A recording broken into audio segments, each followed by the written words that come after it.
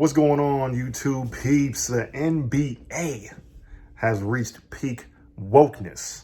Okay, it's the creme de la creme of the wokeness at this point, and I can't stand it because it's just, you can't go anywhere now without politics, man. And I mean, I enjoy talking about politics, about different things, but man, there's just certain things where I want to do and I just don't want politics in it. And the NBA has made it front and center for all to see that we are not a league at this point that is solely looking for basketball.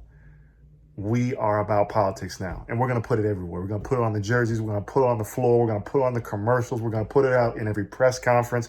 Every time a reporter asks a coach or a player about how the game went, they're going to make sure to ask something that is political in nature, and it's just getting tired.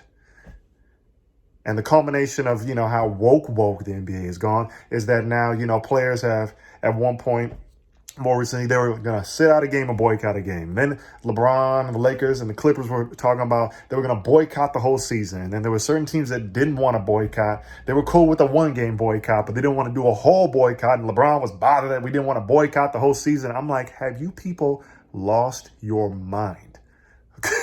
Have you people lost your mind, your ever-loving mind?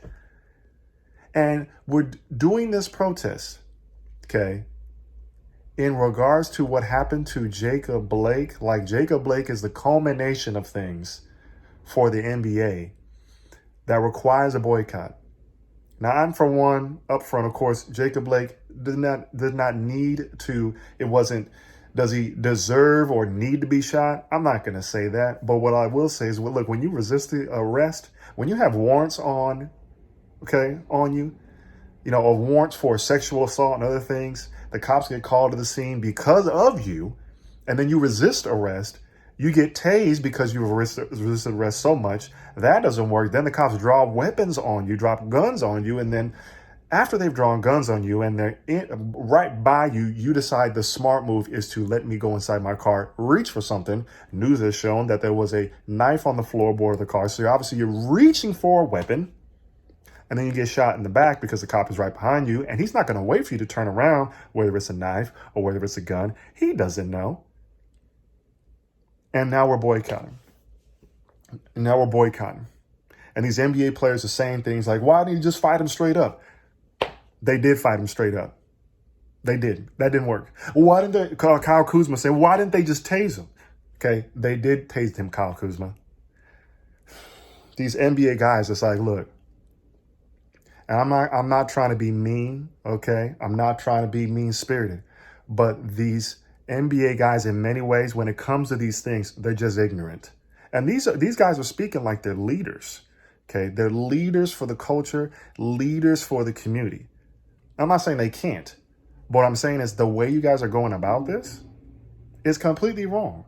And the way they're talking about the police, they're talking about the police with generalizations where if it was flipped on if the shoe was on the other foot, and they were using these generalizations against black people or Latino people, okay, where they're basically like, we're in fear of our lives. LeBron is saying, with black people, we're afraid every day. We're terrified. What that's saying is that what you're pushing a narrative that cops are this slave catching, hunting force, taking black people out systematically. And every day you need to be concerned that when you're driving on the streets, that somehow a cop's going to pull you over and he's just going to inherently just pull you out or want to do something to you, and it's going to lead to you losing your life. And it's just shameful. It is just shameful that we're seeing each and every one of these situations where a black man, in the rare occurrence, we got to make sure, rare occurrence where a black man loses his life to a police officer, and more importantly, a white police officer. There is pretty much, in my estimation, all the ones that receive national attention, there's always resisting of arrest, resisting of a police officer's lawful commands. Now, once again, as many people said, does that mean you need to lose your life because you resist arrest? Of course not. But in every one of these situations, if there is zero resistance, okay, you're going to go home. I can't think of a case. Please put in the comment section below and let me know if you know a case where a black man did not resist arrest, didn't do anything, followed lawful commands, exactly how the officer relayed them to him, and he still died. If you can let me know, then I will admit fault. But up until this point, I see resisting of arrest always leading to something bad. And in the rare occurrence when this is happening, this is why people, black people, should be scared and terrified. Okay, I'm black and I'm not terrified. And I know plenty of other black people, they're not terrified. LeBron James is not terrified.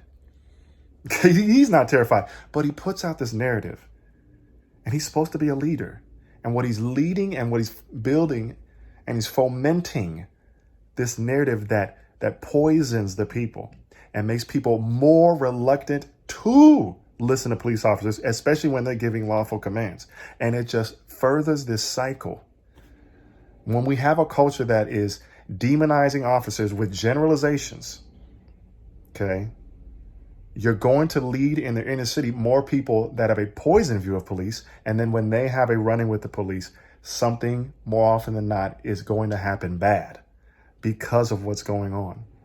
These NBA players are in such a privileged position where they make these millions of dollars. And just because you make millions of dollars doesn't mean you can't use your voice, you can't speak on things. You can.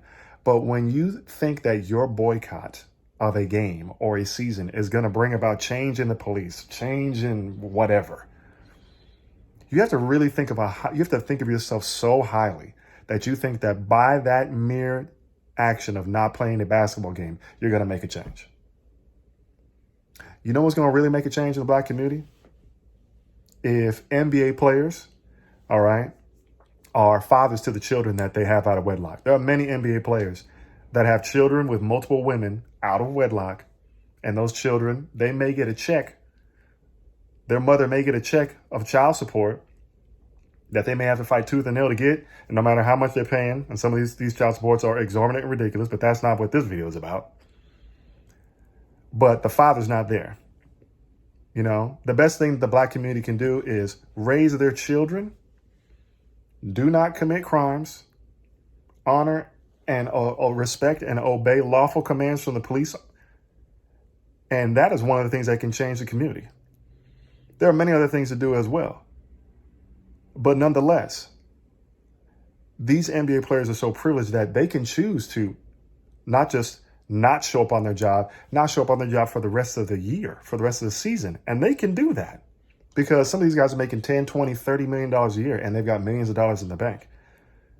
See, what applies to them cannot apply to everybody else. And that's where all this stuff looks like foolishness, where you have NBA players.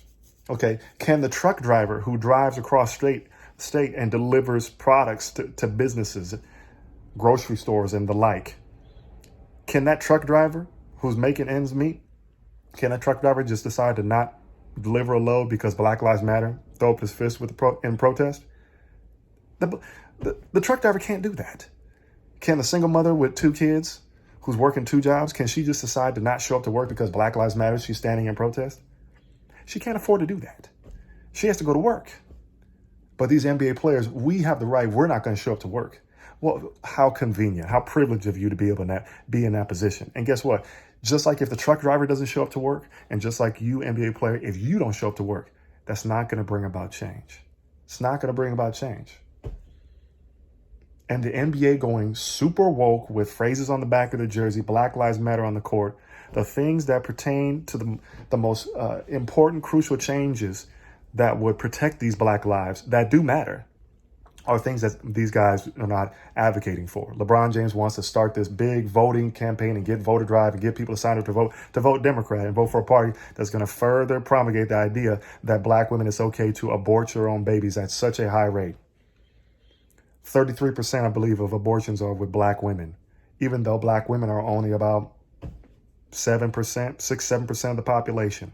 And all these abortion mills predominantly end up coming in inner city communities where there's lots of black women. But Black Lives Matter. But we're not going to talk about that. We're going to talk about the rare occurrence when a white police officer shoots a black man who is resisting arrest and not listening to and obeying lawful commands. That's when we'll protest. That is when we'll protest. We're not going to talk about the out-of-wedlock births that lead to family breakdown, which leads to poverty, which leads to crime, which leads to school dropouts, runaway kids ending up in prison. But we're not going to talk about that. Okay, because we cannot blame and use bigotry against white people to explain that. That is what's happening in our community, and we're doing it by ourselves. It's self-imposed. But I don't want to keep on going in this because, look, I'm going to start making more videos, and I want you to watch the rest of the videos. So, but that's just this whole NBA, ESPN going super duper woke is just taking us down such a negative road that I know we can come out of it, but I'm saying there's going to be so much unnecessary damage all the way through. And it's my prayer that we don't stay in this way for a long time.